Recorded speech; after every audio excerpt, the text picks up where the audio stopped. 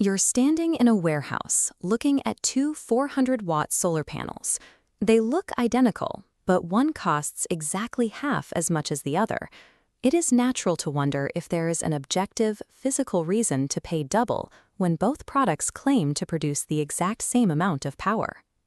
This comparison matrix of two spec sheets highlights the common trap of reducing a highly complex piece of technology down to a simple math problem of watts divided by the price tag. A solar panel is the front-end component of a highly interdependent electrical ecosystem.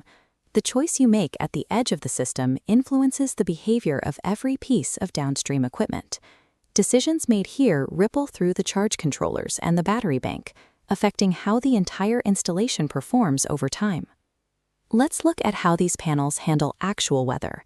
Every solar panel is governed by a temperature coefficient, which measures how heat affects electrical output. The relationship is inverse. As the physical temperature of the panel rises in the direct sun, the electrical voltage it produces begins to drop.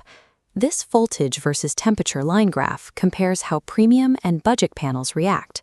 Premium panels use high-grade silicone designed to resist thermal interference. Because of that material quality, they maintain a relatively stable voltage output, even while baking in direct, intense summer heat. Budget panels lack this thermal resistance. Under the exact same weather conditions, their voltage output begins to plummet. Paying a higher initial price for premium materials means you capture significantly more usable energy during the hottest, most productive months of the year. Efficiency ratings are another point of confusion.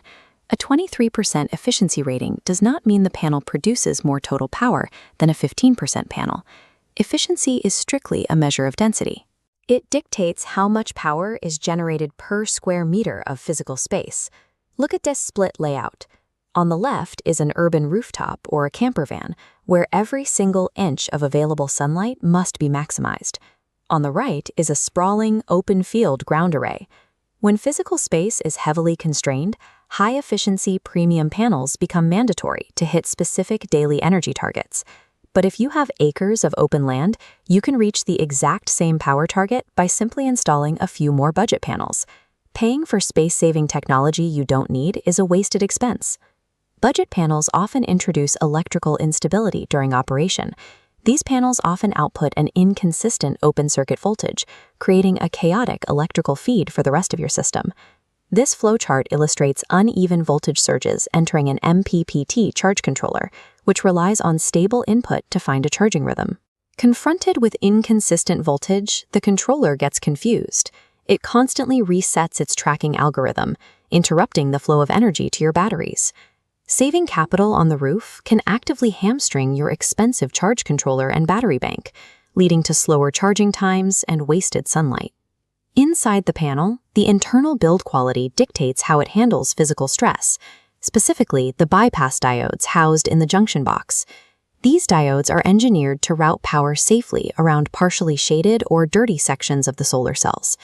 When low-grade diodes in budget panels fail, the blocked energy has nowhere to go. That specific section of the panel rapidly overheats. This creates a permanent hotspot that scorches the internal materials and physically destroys the surrounding solar cells. This bar chart compares total power capacity lost over time. Premium panels typically degrade by about 0.5% per year. Budget panels lose capacity at up to 3% per year, 3 times as fast. Choosing the cheapest barrier to entry means your system degrades faster, requires replacement much sooner, effectively doubling your long-term cost. The final compromise associated with budget panels is also the most dangerous: the external wiring hardware. Cheap panels frequently ship with generic, uncertified MC4 clone connectors that look standard but fail to meet strict industry tolerances. When these clone connectors are paired with genuine hardware, the loose mechanical fit creates high electrical resistance. Electrical resistance directly generates extreme heat, especially when the solar array is operating under a heavy daily load. Cutting corners on a few dollars worth of plastic wiring hardware introduces the single most common cause of catastrophic solar fires. System stability, safety, and degradation math define the real distance between these two tiers. Budget panels have their place. They work for temporary off-grid setups, small backyard sheds, or hobbyist projects where space is practically unlimited. This quadrant chart maps system lifespan against installation scale. Budget panels sit in the bottom left. Using them safely requires upgraded connectors and careful string design. Premium panels map to the top right, engineered for residences requiring a dependable set-and-forget utility with maximum safety margins. That higher upfront cost secures high heat tolerance, durable internal components, and stable charging logic for your battery banks.